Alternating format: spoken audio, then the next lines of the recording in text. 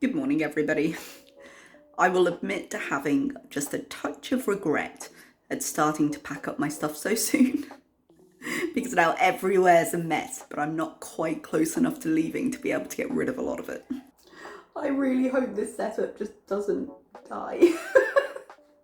I've got you somewhat precariously balanced to be able to go a bit hands-free while I was making some coffee and things, but the width of my kitchen is literally about what you see, and there's no good place to put the camera where you can still see everything. You're somewhat precariously in a cupboard at the moment. Fingers crossed, you guys, you don't take a dive down. So as I said, the apartment is a little bit of a mess at the moment, and it's just reminding me a lot of once upon a time, my brother, when he was moving into his house, he was repapering, redecorating. And he sent me a message one night. You know how it is when you're like, no, let's just get started. So he ripped down all the wallpaper he was removing off the wall.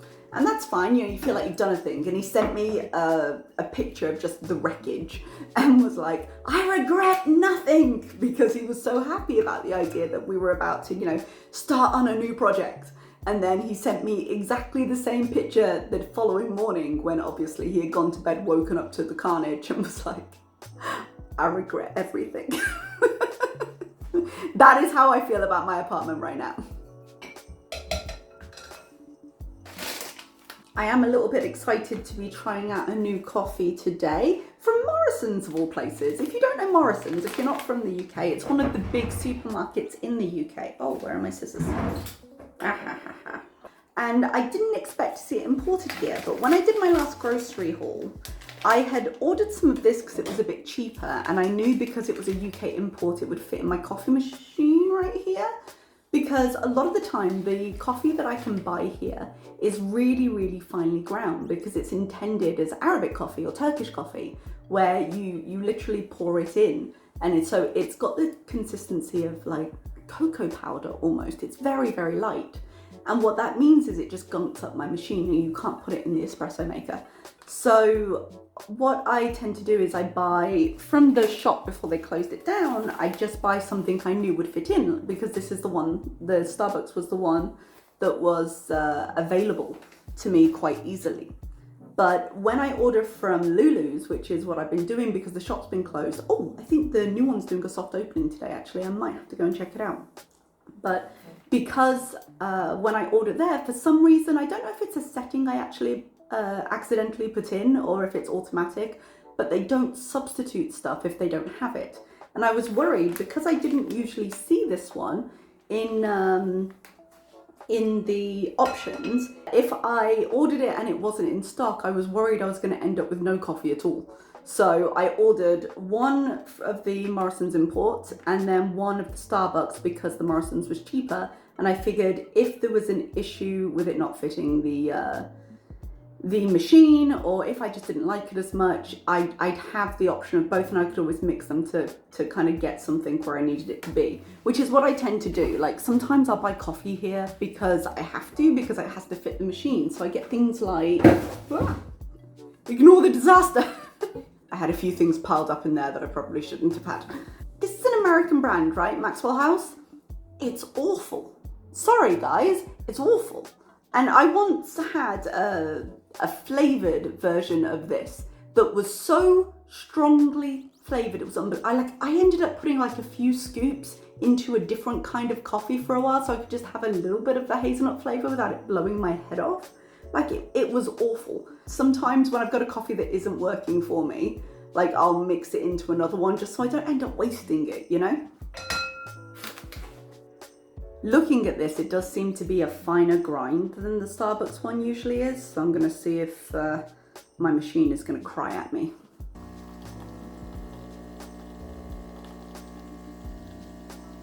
Ooh, I made the mistake of moving the camera to try and film the coffee, and that I made a choice. So I am debating buying an unnecessarily fancy coffee machine when I get to my new apartment. The thought occurred to me a little while ago, and then I keep going back and forth saying, no, it's a really big expense, you don't really need it. here's the thing. I'm not that educated when it comes to coffee, right? I like drinking coffee. I like shiny machines. I like buying into the idea of it. But I'm not massively educated. So I've been realizing more and more how much I don't understand about coffee and its nuances as I've been watching a coffee YouTuber here on the platform. And realistically, I know that a fancy machine can't take the place of just knowing more about your topic. So I've been of two minds of it a lot, to be completely honest, but I am thinking about it. What I might end up doing, I've got a budget planned, a lump sum planned that I'm putting aside particularly for the move, for the transition in. It's going to support me in the first month because I don't get paid until mid-September, because I get paid in the middle of the month in my new place, which is going to be weird. And I might just say, okay, well, if I get the other things I know I need and I have enough money in the pot, then maybe I'll go for a fancy coffee machine. Because I haven't, like, my espresso machine's done the job, but I haven't loved the DeLonghi machine, to be honest. I bought it not knowing much about it because I didn't have that many choices in the store, but thinking, oh, DeLonghi is a good brand. And no, I just haven't. There's some little bits about the machine I don't like. And I'm thinking of maybe getting like a bean to cup machine, which is quite expensive. We're probably on the lower end of those, but I don't know. I like the idea of it, and I use the coffee machine enough, you know? Stay down, sir. So I do have to be an adult about it though, and just be like, okay, do I have the money at the end of this? Because I've got some sinking funds for other things, but the initial setup and any kind of big one-off purchases I want to do for my apartment, I would really like to get done in that first month and then not have to factor it into my future budgets. And I want to change the second bedroom in the apartment to an office recording space. But then it goes into the expense of like how much would it cost to decorate that place, and do I need to do it all at once? And it would be fun to. So I love planning. I love doing all that. This is my favorite part of moving, when I'm just like, oh, and I can get this, and IKEA has this, and we can find this here, and that's a nice print, and you know, that stuff, the decor stuff. But because I haven't seen my own apartment, I don't know exactly what mine's going to look like, so I can't plan those things, which just sort of leads me back into a circle of, okay, well, I'll do this later. Okay, but I'd like to do this now. And it's not a complaint. It's a process I quite enjoy. But when I feel like I'm in limbo a little bit, this is it. This is me getting to the point where I'm like, okay, we're done now though. So I just want to get started on the next thing. And we're getting closer. Oh, I'm burning my hand on this cup. We're getting closer. I'm in the country now for probably another couple of weeks. What are we on? Are we on July 29th, I think we're on right now?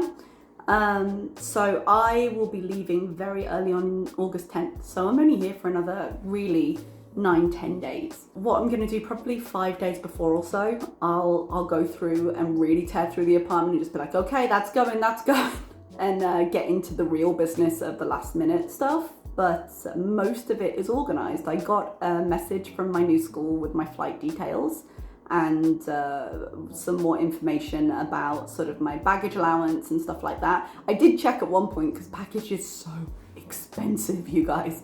So the airline I'm flying on gives you 30 kilos of baggage, which is great. If you're an American, American routes will frequently do the piece system. So you'll get 2 bags, and that's just kind of how that goes. With other flights, you do it by the weight system, so you do it per kilo. But the thing is, if you want extra baggage, they measure it per kilo. So I get 30 kilos included in my ticket, and the school will pay for 30 kilos of baggage extra for you. And if you send it, you can send it unaccompanied through like a courier service, but then there's some complications the other end where you kind of have to go and you have to clear it and stuff like that. Or you can just bring it with you, which is what I'm probably going to do, because I'm going to literally just be living out of a suitcase in between. So I'll take it with me to the UK. I'll stay in the UK for like 6 days, and then I will fly out again. So it makes sense just to have the bags with me. When I say expensive, it's something like $28 a kilo. And we're allowed up to 30 kilos. Now we prepay it and then the school just reimburses. I'm not worried about that. That's quite a normal thing. But I did at one point, it was so expensive. I at one point was like, how much would it just cost to upgrade to business class? Because if the baggage is gonna be like $800 and something, then how much is the ticket? But it turns out business class is just like 200 or 300 more. So there's no way I'm going to convince the school of that. But the flight is in place, which is good. The NOC came through. A NOC is a no objection certificate, and basically you use it in lieu of a visa to go into the country. And then when you get into immigration, they exchange that certificate for a visa in your passport. That's just how it works in this particular country. So that's all sorted, and that was really the last thing I was waiting on from them. So we're all good moving forward. My school here, however, hasn't made a single change since the last time I complained to you about them. I still haven't had anything fixed in terms of the reference they gave me because they had the dates wrong on it. And again, I still don't think it's going to be fixed. They're just basically refusing to answer my emails because there isn't an answer. And I'm still waiting. I got paid a couple of days ago. I sent that home to sort out some bills, and I will probably get my lump sum, which I'm using to fund August. Oh, when will I get that? They said they'd give me a few days to be able to transfer the money out of the country. They usually do that because some countries have more difficulty doing that than mine do. Mine's an instant transfer. I can just do it on my phone, it's fine. But I know some of the South Africans particularly, it tends to take longer to hit their account. So they need a few days to sort out any problems if they need to sort out any problems. So they don't want to be stuck outside the country if they've then got to go to the bank or something like that. So I'm expecting to get the rest of my money probably the end of next week, I would think. I'm not entirely sure, but I'm excited for it because it can tick a few things off and then I can just get ready and sorted. And that would be great. So looking forward to that. Still very frustrated with my school for just making this more difficult than it really needed to be, you know, because they could have just said, okay, you will not have an answer on this until this date, but this is the day we'll sort it. And then I could have let it go for the entire summer, but instead it's just bubbling and like, oh God, and what about this? And just adding a layer of anxiety that I really didn't need. But because I don't trust them as far as I could throw them to actually do these things, I'm anxious about it. It's one of those things sometimes you have to deal with, but it irritates me a lot. I did also manage to organise, I went and I was like, oh, I didn't tell them about this, to do while I was in the UK. The big one was updating my NHS records. In order to update them, you have to go in person with the proof of stuff. So what I'm doing right now is when I came to Saudi, after the lockdown, so the second time after I got stuck in the UK for a while, I had to bring proof of vaccination with me. And I had that done in the UK and that was fine. So I had 2 vaccines.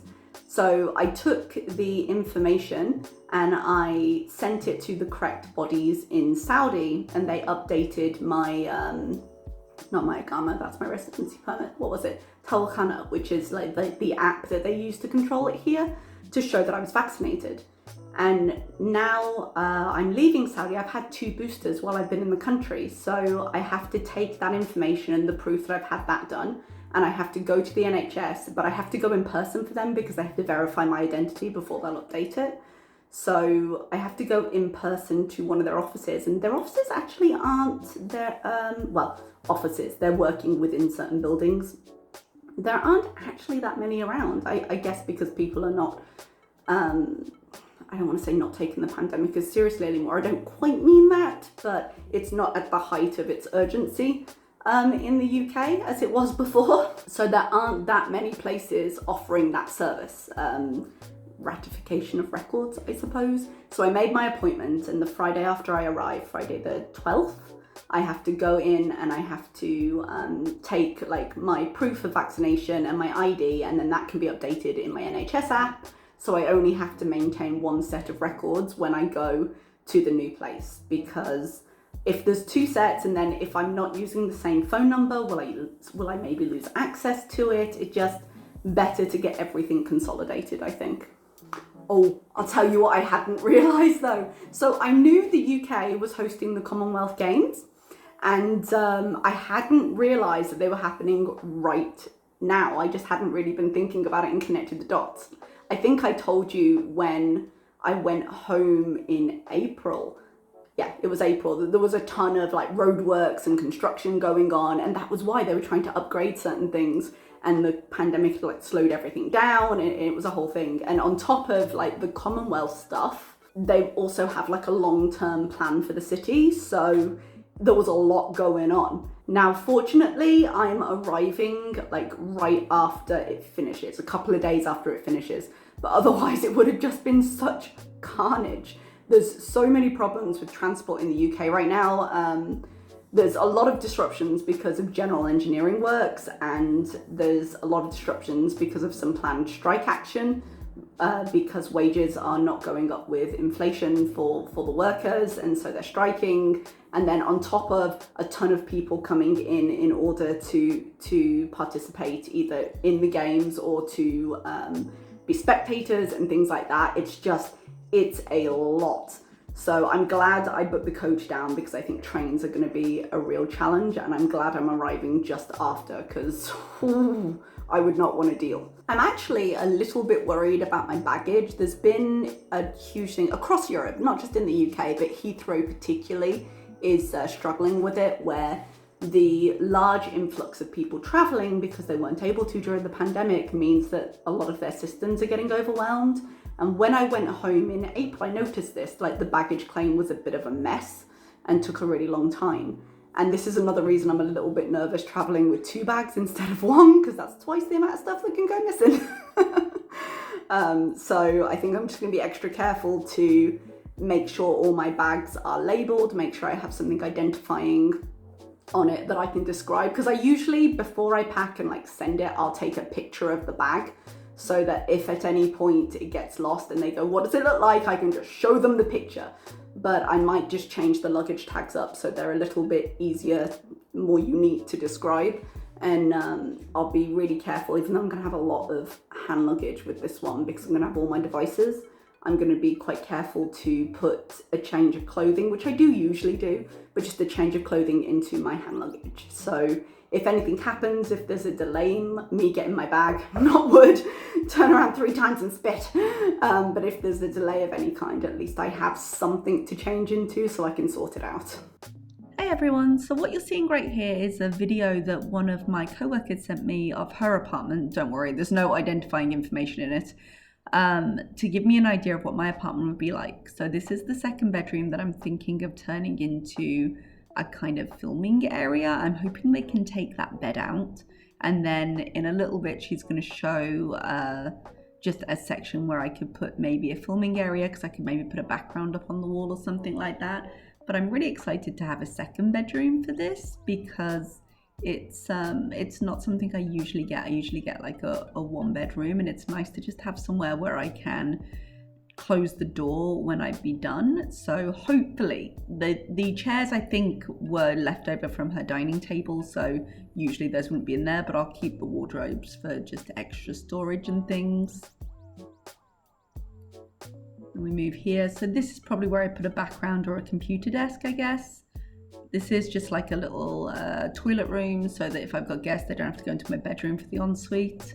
Quite excited about the kitchen. I know it might look quite small for some people, but it's the biggest kitchen I have ever had in any of these apartments. It's so much counter space and storage. I don't know what to do with myself. I'm used to just doing like Japanese apartments, Chinese apartments, they're usually smaller. She said there were more sofas in this room, but it was too much furniture, which I can completely understand. That is the ugliest TV stand I have ever seen. I'm gonna ask them to move it, but the outside area looks really nice. And the fact it's a little private garden, but you've got the patio as well, so it's not too hot because you're under shade. And then she's got the bedroom right here. She'd just come back from a trip, so I think I'd like to change those curtains. It's a shame it's a bit mismatched. I'll probably get them to remove that dresser as well, just because there's nowhere to sit. I'd rather put a vanity in. And then you've got the little ensuite bathroom that comes through. If you see any weird cuts, it's because I'm trying to avoid having her on camera. But I am super excited to get in there and just kind of make it my own.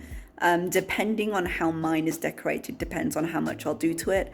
I might end up getting some of that removable contact paper and doing some things in the kitchen or in some other areas just to bring it into something a bit more cohesive. Maybe some removable wallpaper, something along those lines. I want to get probably an Instant Pot for the kitchen. Like I said, that horrible TV stand which I'm sure has come as part of the furniture pack. I would like something else there, maybe a little sideboard or something. Just a few changes like that. So I'll probably end up doing some larger furniture piece choices, designing the office out a little bit, that kind of thing, assuming they can move the old stuff. I really hope they can. I'm going to be so sad if they can't and I'm stuck with it. But I think just a couple of new pieces of furniture would really change it about, and then something for the walls just so the colours are a little bit less disjointed, I think. Probably change the curtains because I don't like them very much, but I couldn't see in her video how they're attached, so I'll have to look and see how much we're allowed to do with that. And if not, I'm going to have to work with the silver in mind and maybe do something with the walls. I haven't decided yet. It's that balance between knowing that it's not yours, you are going to leave it eventually, but at the same time, if you get it done at the beginning, you have it for longer, and so you get better worth out of it. It's better value for money because you're using it for longer.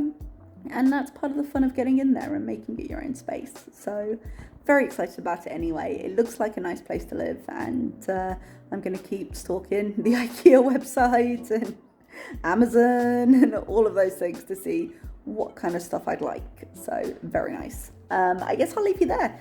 Just a little bit of where I am and how things are going, and see you in my next video. Bye.